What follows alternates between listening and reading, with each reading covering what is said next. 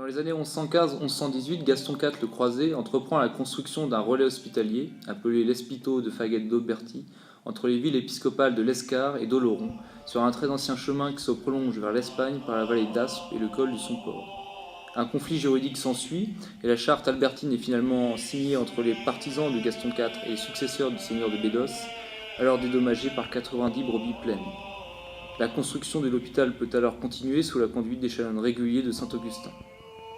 Les étrangers qui occupent la chapelle incluent aussi bien des chevaliers que des commerçants ou des religieux qui vont et viennent en Espagne dans le cadre de la Reconquista, que de pèlerins qui se rendent alors à Saint-Jacques-de-Compostelle.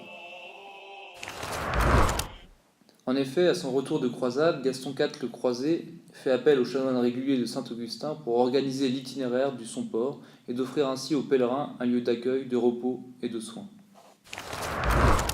L'église Saint-Blaise de la Commande fut donc construite au XIIe siècle. On y retrouve deux caractéristiques de l'art roman né au XIe siècle, le plan en forme de croix rappelant la passion du Christ et l'importance donnée à la sculpture. La sculpture romane fait effectivement partie intégrante de l'architecture du bâtiment. La sculpture à l'époque romane ne se conçoit pas comme une sculpture autonome, et le sculpteur travaille à même le mur ou au sol les éléments qui sont ensuite assemblés. On retrouve donc dans la chapelle de la Commande, construite dans les années 1130-1150, le travail des sculpteurs du maître d'Oloron.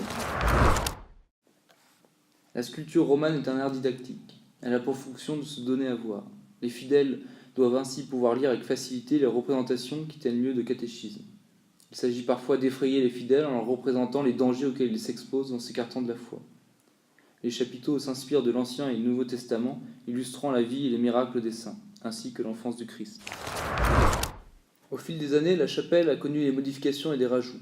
On perçoit notamment l'influence du style gothique à travers la présence d'arcs en croise d'ogives dans le transept nord. La proximité géographique avec le royaume musulman au sud explique la présence d'éléments de l'art arabo-andalou perceptibles à travers les lucarnes, aussi appelées les mukarmas. Exemple type d'église romane, relais majeur pour les pèlerins sur la route de Saint-Jacques-de-Compostelle, édifice aux influences multiples, l'église Saint-Blaise de la Commande mérite le détour.